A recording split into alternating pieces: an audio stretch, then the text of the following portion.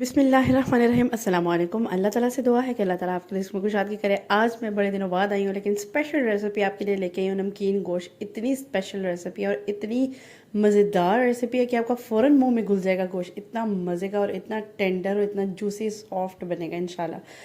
आज की रेसिपी के लिए मैंने 2 kg के करीब ये गोश्त ले लिया है। ठीक है, गोश्त लेने के बाद मैंने तकरीबन 3 to 4 वो जो नहीं होती सालन वाली डोई जो होती हैं वो मैंने ऐड कर दी है घी की। ठीक है, अच्छे से आपने ना थोड़ा सा वाइट होना शुरू हो जाएगा ना आपका गोश्त थोड़ा घी में पक पक के, तो आपने क्या करना है, ये 3 प्याज जो मैंने आपको दिखाए हैं बड़े साइज़ के, ये आपने डाल देने कटिंग करके। ठीक है, जब आपको 5 से 7 मिनट बाद जब आपको लगे कि आपका प्याज थोड़ा सा मरियल मरियल होना शुरू हो चुका है, तो आपने क्या करना है, इसमें 1 टेबलस्पून भर के आपने ना एक सॉल्ट ऐड करना है। क्योंकि मेरा 2 kg के हिसाब से गोश्त है तो मैं उस हिसाब से इंग्रेडिएंट्स ऐड कर रही हूँ। मैंने 2 टेबलस्पून मैंने इसमें लहसुन अदरक का पेस्ट ऐड कर दिया। ठीक है, अच्छा, अगर आपने गोश्त के अंदर टेस्ट लेके आना है ना, तो मेन पार्ट जो होता है ना वो आपकी भुनाई होती है। अगर आपकी भुनाई अच्छी हो ना, तो आपका ऑटोमेटिकली टेस्ट इतना आउट क्लास हो जाता है ना कि मैं आपको बता नहीं सकती। लहसुन अदरक में आपने अच्छी तरह से इसको भूनना है, अच्छे से भूनना है। तकरीबन ये जब लगेगा ना आपको नीचे से लहसुन अदरक लगना शुरू हो गया, थोड़ी सी बोटियाँ आपको नज़र आ रही होंगी, थोड़ी सी लाल लाल से होना शुरू हो गई हैं,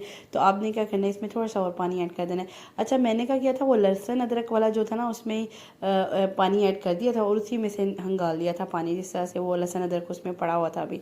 फिर मैंने और पानी ऐड किया, इतना पानी ऐड कर दिया थोड़ा सा वो डूब जाए, ज़्यादा नहीं डूबे, बस थोड़ा सा, इतना ढेर सा पानी नहीं आपने ऐड कर देना, थोड़ा सा कम ही करना है ताकि हम बाद में इसको भुनाई करके ख़त्म कर सकें। ठीक है, फ़ौरन से ख़त्म हो जाए पानी। एक दफ़ा ही ढेर सारा डाल देंगे तो वो बहुत लंबा पकता रहेगा, तो फिर गोश्त से आपका पहले गल जाएगा और भुनाई भी अच्छे से नहीं होगी।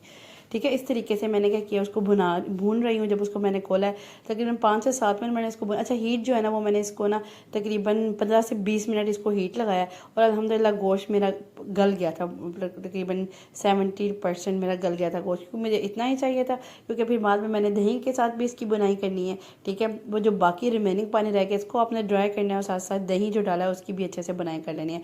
अच्छा, यहाँ पे मैं थोड़ी सी चेक कर रही हूँ कि बोटी गली है, तो लेकिन ज़बरदस्त परफेक्ट बोटी थी। अब इसमें जब तक बुनाई होगी तो उसमें ज़बरदस्ती और अच्छी बुनाई हो जाएगी और अच्छी एक ना टेस्ट आ जाएगा इसमें ना।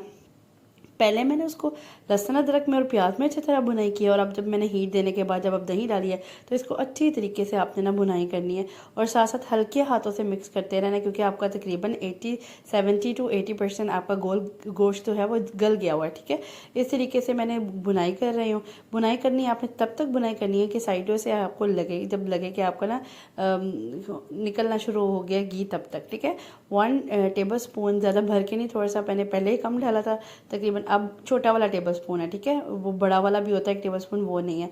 1 टेबल स्पून भर के मैंने इसमें ना नमक ऐड कर दिया, क्योंकि नमक कम था। और उसके बाद मैंने बिल्कुल लास्ट पे ना काली मिर्च भी ऐड कर दी है। ठीक है, 1 टेबल स्पून ही काली मिर्च ऐड की है। ठीक है, ज़्यादा बड़ा वाला टेबल स्पून नहीं है, नॉर्मल वाला टेबल स्पून है।